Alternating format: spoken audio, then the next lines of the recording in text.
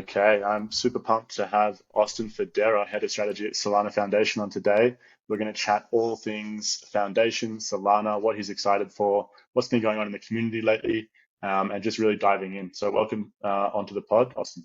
Hey, thanks for having me. Yeah, it's a pleasure. It's been a long time coming. I feel like we were doing a bit of back and forth on Twitter for a while, but I'm glad to finally have you on. Um, Before we dive into like the juicy stuff, the what's been going on lately. For those who are living under a rock, they have not heard of you before. They're not familiar with you.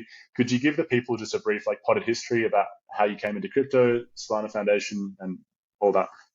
Yeah, so I am the head of strategy at the Solana Foundation. Our focus of the foundation is really on sort of the advancement, adoption, security, and decentralization of the Solana blockchain. And then the foundation does a ton of different work to support that, from grants to some sort of work on helping coordinate things like standards to funding things like new validator client construction and all those sorts of things. Before that, I was actually at Solana Labs, where I spent about a year and a half working on product and then working on communications as the head of communications over there. Built the first breakpoint and sort of all that fun stuff. Was part of the team that originally did some of the code work that became Metaplex once it got taken by the actual Metaplex Foundation. And then before that, I was working at Bison Trails doing product marketing for them, which ended up getting acquired by Coinbase and became the Coinbase Cloud team over there. Okay. Well, then I've got one question for you, Austin. How is it that we have such bad luck with breakpoints?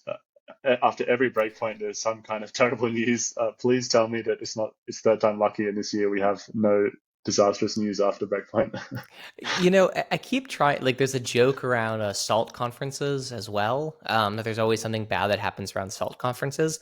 I think there's just a lot of bad stuff that happen in this industry pretty regularly, and you can peg them to Yeah, that's true. pretty much anything. That's No, but true. I think this is one of the things about like Breakpoint last year, which took place in the last few days, the dying breaths of FTX, right? And it was really, I think it was the best time for it to have happened. Like, we wouldn't have wanted that to happen and then go into Breakpoint. But it was That's rough. true. I think it's like you go off the high of like an incredible, 3,500 developer conference that we've heard some amazing work getting done at, and things like Fire Dancer, actually being demoed and these sorts of things. Then it's like, oh, like the entire industry's tanking today. So, Yeah, and half of you us were know, on like long flights and then getting off the flight to get this news. But anyway, let's fast forward to now. For folks who are a bit newer in Solana, can you tease out like what the difference is between Foundation and Labs, and I guess how they sort of collaborate or how they work together? Yeah, certainly. So, as I was saying before, the foundation really exists to support the, adoption, advancement, decentralization, and security of the Solana blockchain. And so it's a true nonprofit foundation. It's based in Zug, Switzerland. I work for the US subsidiary of it, but same organization at the end of the day. And really what the point of the foundation is to sort of help invest and build public goods infrastructure that, an individual team or contributor maybe isn't incentivized to do, or doesn't have like an economic business model around doing. So in that regard, we sort of operate somewhere similar to, like, I wouldn't quite call it a government, right? But it's like, if you think about the analogy of like blockchains as cities, then the foundation is sort of the part that does all the boring stuff that no one else wants to do, like street sweeping and that kind of stuff. But the sort of stuff that you really need some nonprofit organization structured in doing. And so, if you've received a grant or applied to a grant from, the Solana Foundation, that obviously comes out of the Solana Foundation. They run the delegation program, server program, a lot of other sort of network-wide operations that are not, I wouldn't say they're not critical to the network running in any means, but they're just sort of things that, like, it's good to have like an industry group working on. Additionally, we put out a bunch of reports on sort of like the state of the network, and the decentralization report, the validator health report, environmental impact reports, those sorts of things. Solana Labs, on the other hand, primarily an engineering organization, profit motivated. Solana Ventures is run out of Solana Labs. The work that they do is really around trying to build things that could one day be real profitable products and services on the network. Very similar to sort of what Consensus has done in the Ethereum ecosystem. Got you. And I have the sense, at least, if you take Twitter to be the truth, then I have the sense that the foundation catches a lot more attention than labs in general. Do you have, because the way that you described it, like street sweeping, it's quite non-controversial or uncontroversial, but it seems like the foundation can be controversial at times. Do you have an intuition as to why that is? I would say that trash collection is one of the most controversial city services in New York. So I wouldn't necessarily say that just because it's boring base level things that means they're not controversial. Um, I think that it really depends who you are. If you're a developer, Labs is probably a more important entity for you because they currently build the validator client that's live on the Solana blockchain.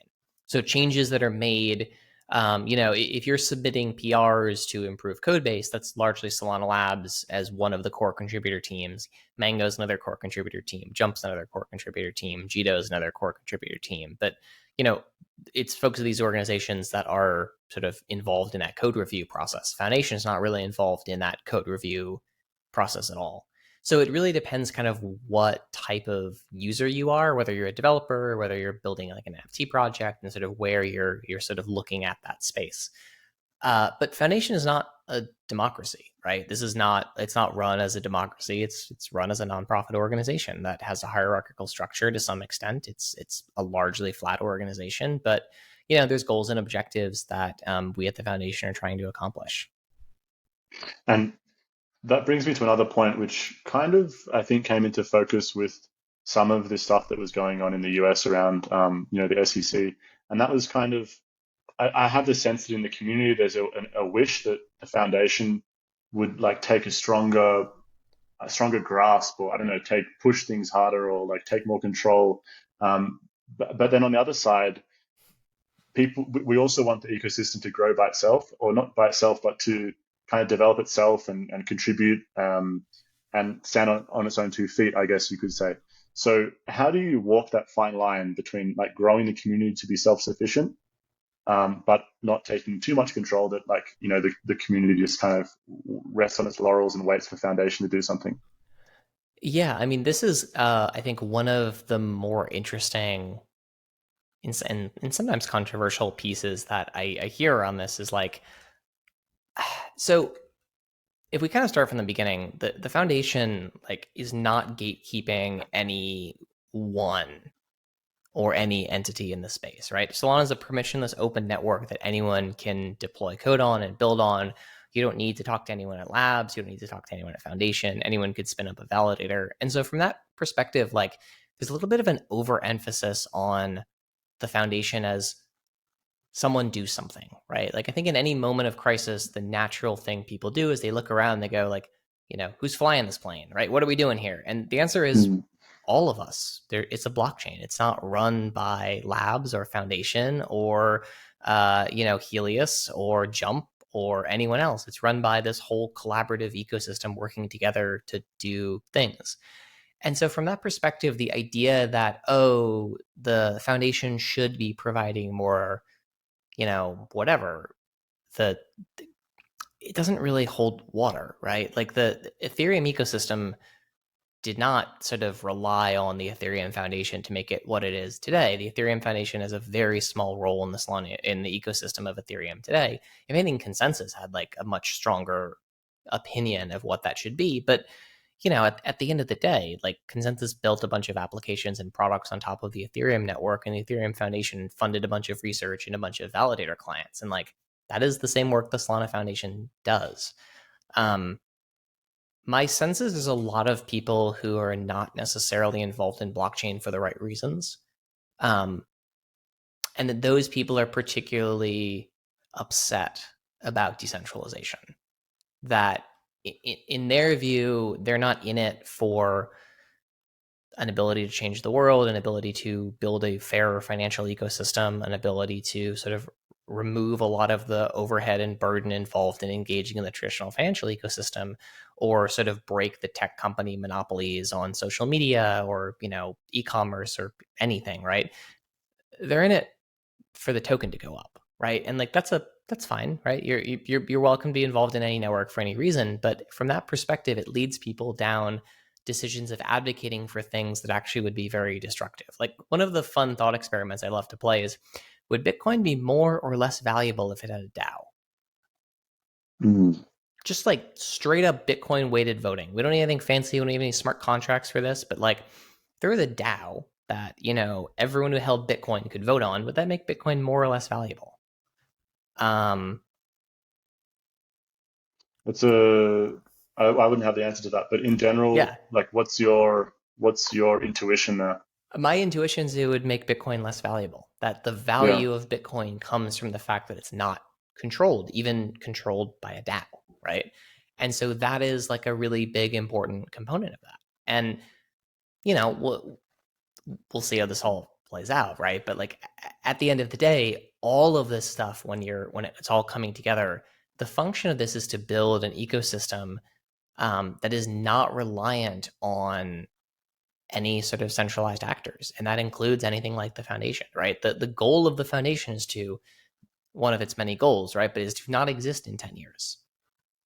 That the got you. work that's being done today to support the Solana Foundation here and all these sorts of things is it is what it is, right? And so, like, sorry, I'm saying this poorly. Um the structure of like Solana Foundation in the Solana ecosystem is not one of being in charge. It's one of a support organization, of assisting where developers need it, of sort of making investments that no individual teams can make on their own, like FireDancer, right? Like other validator clients on the network, these sorts of things, building technology like compression. And compression was built by like 4 or 5 different teams, right? Metaplex was involved. There's a bunch of other folks that were involved in it. But the foundation's role there was really just coordination, right? It was project management, for lack of a better thing. And that work is really important, but that work is not something that requires centralized control in any way. Got you. One quick question there. I saw that I think Cubic released very recently the like quadratic voting or quadratic funding. Um, Yes. that seems like a really good example of a tool that the foundation can kind of lean into in order to distribute like fair funding across the ecosystem. Yeah. I mean, I think fair is a very complicated word here. Mm, No one has a shared definition of what fair is. Right? Is yeah. fair everyone who applies gets the same amount of money? It doesn't seem Uh, inherently fair, right? Is fair mean that everyone who applies gets their application reviewed? Okay, cool. That happens currently, right? It's very easy to go on Twitter and to put out a bunch of like soft, wishy-washy ideology. And this isn't to knock anyone on Twitter, but like Twitter's a very character limited platform, right? Even with these longer form tweets, like what I would love to see is like more formal proposals coming through. Like we have the SIMD process. There's lots of ways that folks can use these processes and do use these processes to advocate for technical changes. That can apply to policy too. Like I think Cubic has built some very cool stuff with quadratic funding.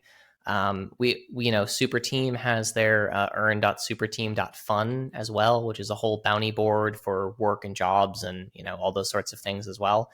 So there's many avenues and opportunities for ways that sort of these smaller grants can start getting distributed out. But Solana.org/grants is the main application portal for that stuff. And you know, just because a project receives a grant from the foundation or does not receive a grant from the foundation doesn't actually mean anything about the quality of that project, right? It just Right. means that did it fit a granting criteria that the foundation had previously established. But there are other entities other than just the foundation that give grants too. Quick question there. Do you think the granting topic is naturally one of the most controversial, or is it No, somehow the way the process is done? Or like, what's your take there in terms of why it's so controversial? I don't think it's controversial. I think people are in a bear market and upset. Mm, mm, got I you. Yeah, I genuinely don't think it's particularly controversial. I think there's, when you look at the alternatives that are available, which is that everything takes 10 times longer to get done, other protocols have gone that route, right? There are protocols that have, like Polkadot, for example, used to have an open GitHub where every grant, every application, every piece of information, the exact dollar values, when it was approved, all the milestones was all transparent and public. And it made people a lot less willing to apply for grants because Mm, suddenly all other information was just out there in public for everyone to see, and maybe they hadn't shipped their project yet.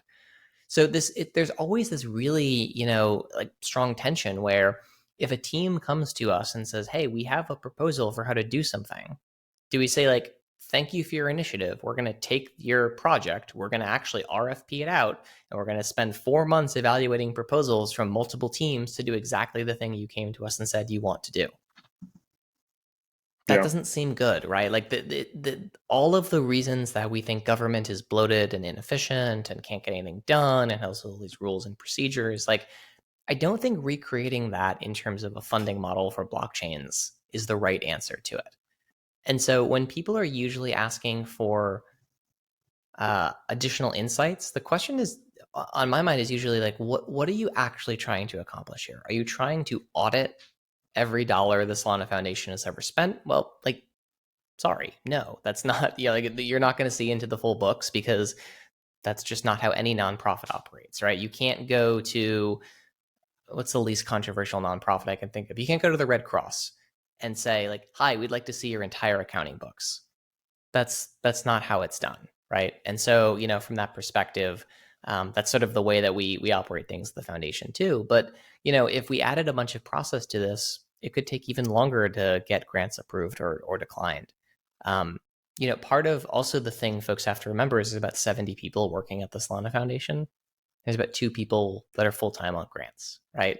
And so this is a very lean organization intentionally, because when you add more people to an organization, just by the nature of how organizations work, they tend to take on more and more work and more responsibility. And as we talked about before, the foundation is not the center of the Solana ecosystem. It has no aspirations to be the center of the Solana ecosystem. It wants to, eventually go away. And so, from that perspective, the work here that's getting done needs to make sure it's not putting itself front and center. Got you. But you mentioned about Twitter being something of a that you have people who are having a tough time in the bear market. And I've noticed, and I think many have probably noticed that you're quite a prominent voice externally at the foundation. Like, Yes. there's not many people at the foundation who are very in the mix on Twitter that I'm aware of. There's a Yeah. few, there's a handful, and maybe that's kind of made you in some ways a target at times when there's people who are a bit displeased on certain topics.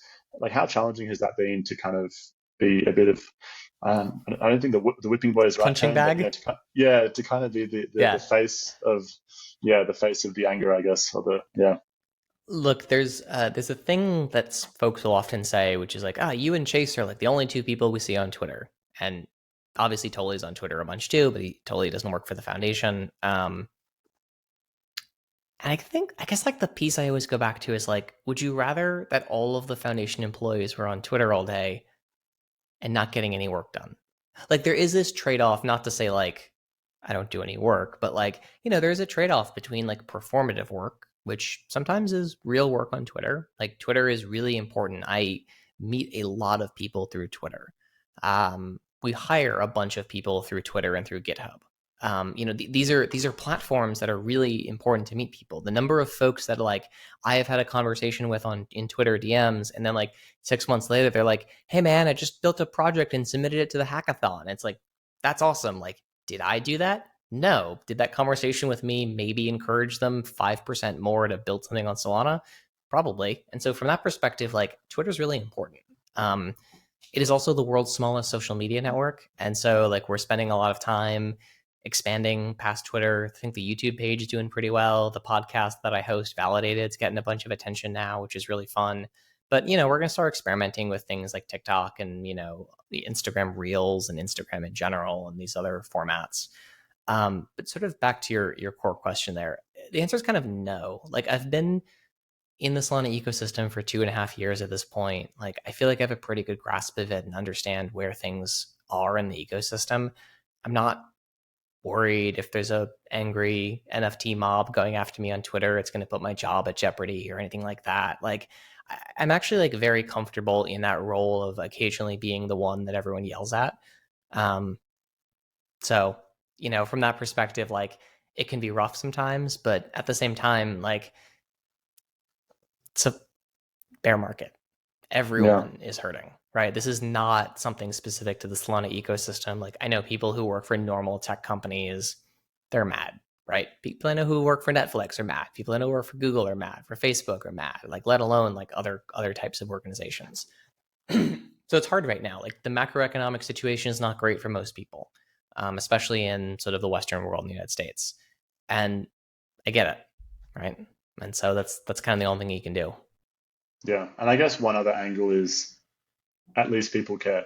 There's some Yeah, networks where there's totally. just a very non-existent community and they don't have much engagement, and that's not the case with Solana. I mean, you see like FUD tweet threads, and it's just full of Solana maxis, so to say, jumping in and replying. So it's good to see that people are passionate and they want the network to survive and to thrive Oh, as well. 100%. Yeah, if we were like putting out stuff on Twitter and like no one was like blowing up my DMs mad at me, I'd be like, "Oh no, we've lost something." Right? Like Yeah. the Solana community is second only to Ethereum in terms of its like prolific nature. And it's great. It's like the best thing about this network, the thing that bodes most strong for this entire ecosystem is just how strong the community is, the staying power of the community. Like, we've had folks join who've worked for other layer ones and layer twos. And they're just like, oh my God, the community here is so like present. And we're just like, yeah, this is what it's like constantly, right? The anger gets redirected sometimes, and like there's like Telegram groups out there where folks are very clearly doing it intentionally. Like, there is a trolling component of it too. That is just something that you have to accept. It's like people get mad for a bad reason and then they just kind of continue being mad. And I think a lot of people amp themselves up on Twitter spaces, they amp themselves up in Discord chats. Then they should like go on Twitter and decide to try and break some stuff. And like, if that's what you do on your Friday night, great. Like, genuinely, like, have fun. Like, I'm happy for you, right? Um, but it doesn't mean anything about like the future state of the network. And honestly, like, I'd rather people be mad at me than someone else who's like newer to the ecosystem. Got you. Yeah, it makes sense. So before we move on from like the foundation catching some heat from a few topics, one that I see again and again is around BD. Like, Sana doesn't do BD, Polygon does all this BD. Yeah. Kind of imagining that BD is a silver bullet, I suppose. How would you reply to that? Look, if it were up to me, I don't think we'd have anyone working in BD. Um, I think that the role of business development at a layer one protocol, and Polygon's its own weird thing, and like, I don't want to talk too much about Polygon, but Polygon is not a permissionless decentralized network, right? Polygon is a permissioned network. You have to be approved to run a validator. Like, it's a very different, they run the bridge. It's a very different type of ecosystem than on Solana. Ethereum never had business development, right? It had people who were building products on it, and those products were doing real things. But like, when I look around at like the deals, which are all multi-million-dollar deals, sometimes $50 million deals to get things to build on a network that might be considered a competitor to Solana, I haven't seen one that I'm jealous of. I don't Mm, look at these things and say like, oh, we're not getting a seat at the table when Starbucks is deciding what platform they want to build on, right? Uh, and then if there's things that like we decline to participate in because the check is too high, it's not actual product integration, it's just marketing, and that's all it is. Like, that is something I am actually very proud of what the business development team at Solana Foundation passes on. The number of things they're just like, I don't know, like, this would be a good announcement, but like, it doesn't feel like there's a there once we dig into what this company's actually planning to do. The place I think that we could do better, and that I'm trying to change things around to get us to do a little bit better, is providing more materials to teams to do their own business development. So like, we should mm, have a deck that is an open source deck that anyone can go and download and modify and change up and use for their own uses. But it's basically like, here's a bunch of stats that are maintained by the Solana Foundation. Here's generally how the Solana Foundation talks about what the Solana network is. And then the same, think of it as like a reference implementation for business development, the same way we have reference implementations for code. And to say like, okay, great, like, I I run a company and we got a pitch meeting with Nike. They don't know much about Solana.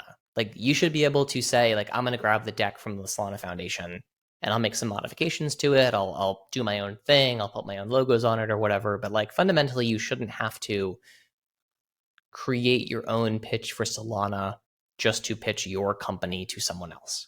And so that's the Got area I you. think we could be doing better in. Yeah, for sure, for sure. I mean, if you imagine having, say, a really well-stocked Solana Foundation with a lot of BD, or having, say, 50 companies on Solana with all with their own BD teams who understand their own situation and like what they need to work on, it does seem like just to be more efficient. And I mean, Yeah. we're ultimately in this game for decentralization, so that would also apply to BD at the foundation. So moving on to, I guess, more positive, potentially positive topics, depends how you spin it. How would you see Solana's place in the crypto world currently? You know, we referenced the FTX collapse earlier, which was a bit of a dark period. Um, like, how do you see Solana in this present moment? Do you think we're kind of through the worst of it? Is there more pain to come? What's your take? I don't think there's any more specific Solana pain to come, but I think as an industry, we're not fully through this yet. If you look at some of the recent news and sort of beginnings of enforcement actions that are taking place, like that stuff's still got to play out, right? The announcement is not the end of the game there, and so I think there's still a lot left to see how that ends up with regard to sort of those situations there. Um, but in general, I think Solana is incredibly well positioned relative to other networks in this space. Like, if crypto is gonna get through this, I think Solana's like, which I do think crypto is gonna get through this, right? But anytime there's serious legislation coming, it's always a question. I think crypto is gonna get through this, and I think Solana is incredibly well positioned coming out of that. Whether that Got you. is like actual legislation that creates frameworks, whether that is an understanding that legislation or rulemaking through enforcement isn't actually going to go forwards, whatever the sort of situations might be that we end in. The developer activity on Solana just continues to grow, and there are truly applications on Solana you cannot build on any other blockchain today. And that is the biggest thing that I look for, is like, our new developers who want to build high performant applications, or applications that just quite frankly need the performance of a network like Solana, are they picking Solana? And the answer is yes. Yeah, agreed. The question on my mind is just, will Solana be able to maintain that um, performance gap over like a longer period? And I suppose that will play out with Fire Dancer to see, because Well, Fire Dancer has big promise. yeah. Well, what timeline are you thinking of there? So, I mean, all the different chains are moving forward, at different speeds, and we've seen some nice advances, on the L2s on Ethereum lately. So I do feel that there's like a window of opportunity for Solana to really drive home its performance advantage. But then Yeah. with Firedancer, it may continue. So it's hard to say. Yeah. I guess I haven't really seen any L2s or other networks that are pushing into triple digits yet Mm, in terms of true, TPS. There's nothing that true. seems like it's over the 300, low hundreds, let's call them, in the EVM landscape. Now, there's Monad coming at some point, and Yeah. end of this year or next year, but we'll have to see what that looks like. But right now, I don't really see any networks that are competing with Solana in terms of throughput, especially when you look at single state. And how do you think about I do hate to use this term Solana killers, but it feels appropriate for Aptos and Sui. Do you have any thoughts on those networks? Um, so we haven't really seen much from Aptos. They're not coming up in conversations that we're having with teams, so I really don't have much of a perspective on them right now.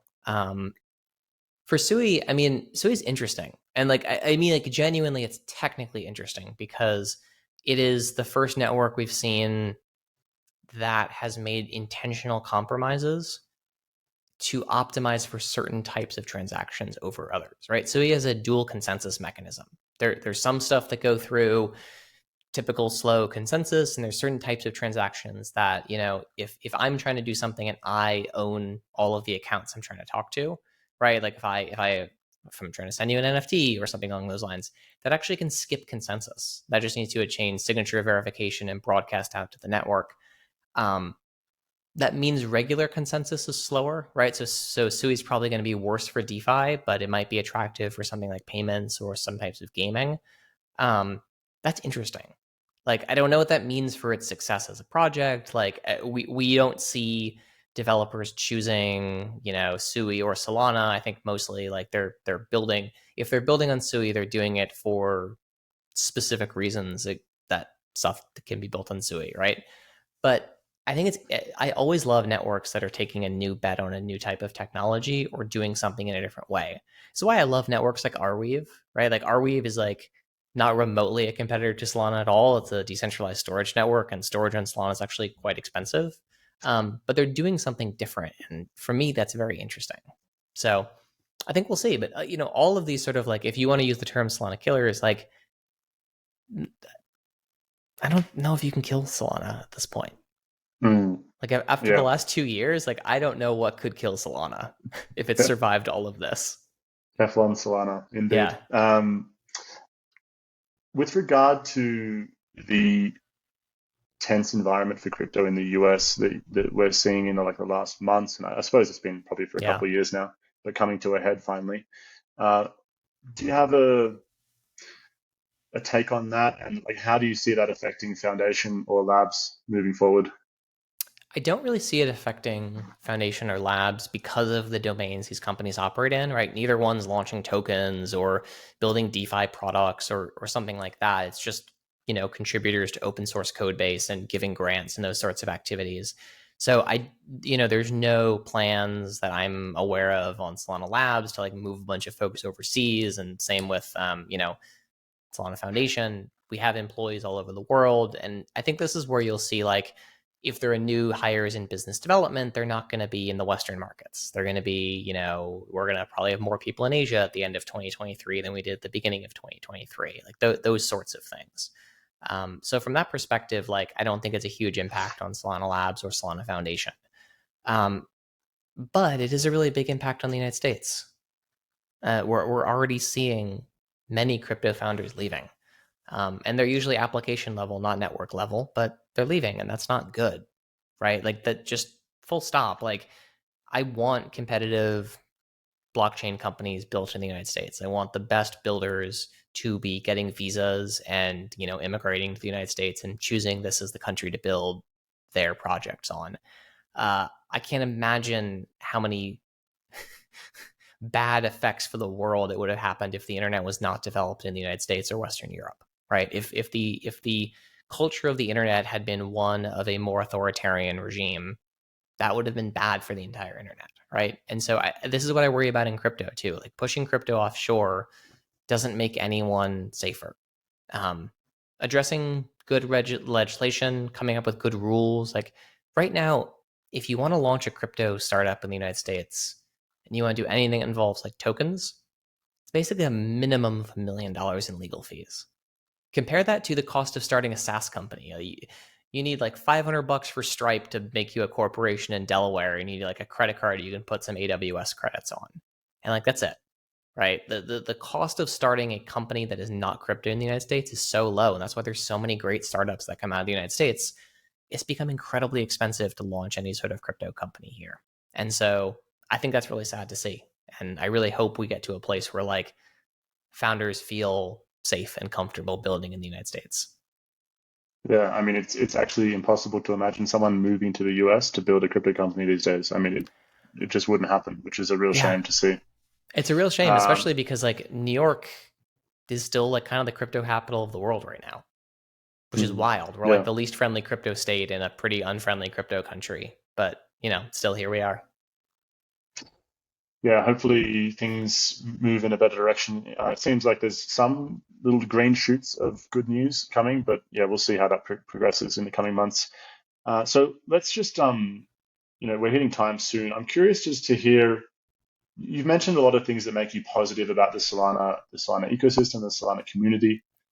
In general, like, is there any specific elements that really keep you fired up? Is there any, say, in 10 years, you want the foundation to kind of retire itself in a sense? Yeah. What are you hoping that Solana can bring to the world in that period? Oh, there's so much. I mean, I think we've already seen that like it's possible to build things on Solana. It's not possible to build on other networks. And so that is the philosophy that's going to keep the network moving forwards, right? It's this idea that um, every ounce of performance that's possible to squeeze out of the hardware running the network like should be squeezed out. And we'll see increased resiliency come with some of this stuff. We will see, increased decentralization, but Solana is already one of the most decentralized proof of stake networks out there. Um, 10 years is a really, really long timeline to look forward into, right? But I think if we're even talking like a few years out from now, 2 or 3 validator clients operating on the network would be huge to see. I think we'll certainly get to 2. We might get to 3, like truly independent validator clients. That would be really neat to see. And I think just the UX is so much better than when I joined, right? Just like that 2.5 years between like the experience of using like Solid versus like Phantom and Glow and all these wallets, let alone all this embedded wallet technology that's happening now. So I think like the next 12 months are going to be a really interesting time for consumer crypto applications outside of the United States. The one caveat there is like I am pretty supportive of the stablecoin legislation drafts that are kicking around. The Waters bill and the McHenry bill, if they can get some good reconciliation in there and we can actually get a carve out of a classification of payment stablecoin in the United States, suddenly I expect many, many merchants are going to be accepting USDC on Solana and, Pax dollar and GMO dollar. It's going to be very cool to see. Yeah, I would love to see that. The fees you pay, especially once you step out of Western Europe or the US, the fees you pay for card payments is really egregious these days. So it would be really nice to see us actually start to compete with that, which was Yeah, one of the original promises of crypto. And it's a shame it's taken such a long time to actually get us to a point where it's feasible to compete with I know, your right? MasterCard or your Visa. Yeah, it's a real bummer. Yeah. And, even right now, the companies that want to do it, like these little merchants are like, I don't know, man. Like, I don't want to get sued. Like, I don't know how to properly accept USDC. Like, what if the SEC comes at me and says like, oh, you didn't file this one form, and they're like, if I just use Stripe, it's all taken care of for me. And so that's, I think, the real unlock is like, these payment providers saying we can still take our 1% take rate, but we're gonna bring the rate the merchant pays down from 2.8% to maybe like 1.1%. And that's going to be huge for, I think, a lot of folks. Yeah, absolutely. It's not really an accident that it's taken such a long time to get crypto payments widespread. I think there's been some malfeasance abound to cause that. Um, Speaking in a shorter time frame, say 1 year, I'd love to get your prediction on where you think the majority of the user acquisition will come for Solana in the upcoming year Hmm. across some of the popular categories that we're familiar with, like DeFi, NFTs, gaming, etc. It's a good question. I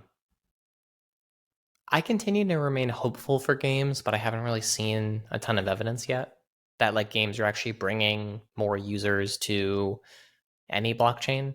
Um, I think a lot of that's because the games right now aren't using blockchain particularly well. It's like, oh, we have an off-chain game, and like there's some NFTs that maybe interact with the blockchain in some way, and that's not really the true dream we've been promised. I think institutional payments is another area where we could see some activity, but I'm excited about consumer social. I think there's some really interesting things kicking around in sort of smaller social media networks. I don't mean like we're going to get something on chain that's going to compete with Instagram. Maybe we will. I don't know. But I think it's more around things like, can you take the community that's behind something like Strava or Whoop, and can you tokenize that? And can you rebuild that on a blockchain? And can you basically use blockchain as a differentiator as to why someone would want to engage in one of these smaller communities? I think you see something very similar when you look at deep end networks as well. Yeah, with the recent, what you would call them, I guess, protests on Twitter, not Twitter, on Reddit, it does make you think like there's ways to Yeah. redo these networks in a way that actually rewards people for their time and effort. And it seems like Reddit moderators are a great example of people who put a lot of effort in and get. I mean, I'm sure they get some joy from it, but they don't really get much from Reddit for their time and effort. So yeah, we'll see about that. Yeah, I mean the other one here is like, something like Hive Mapper, right? Like Hive Mm. Mapper is a great example of like it's basically decentralized Google Street View. And, you know, Waze ran on free labor, right? All these things basically run on free labor. Like map contributors, it just helped them in the early days, and they sold for $1 billion, and the early contributors didn't get at any of that, right? And so I think this is where like the idea that decentralized physical infrastructure networks can be owned by their users and owned by their most loyal users is a really compelling vision for a lot of folks. Yeah, completely agreed. All right, Austin, last question. You've been in a strategic role for some time now, and you've covered a few different roles in the Solana space. I'm curious to get your advice on a book that had a big influence or impact on you in those roles, that people can use if they're like getting into crypto and they want to get in a similar kind of role as you. It's a great question. From a strategic perspective, I'm forgetting the name of the book, but it's the memoir of basically the Skunkworks program at Lockheed Martin. There's a whole list of like 14 rules to sort of live by from the Skunkworks, and some of them are like very aerospace specific and don't apply. There's other ones that are like keep the team as small as humanly possible and focus on outcomes. There's a ton of work like that I think crypto does a very good job in. Um, but it's really something to be kind of cautious of, is like the growing too quickly, overinflating the team beyond what's necessary.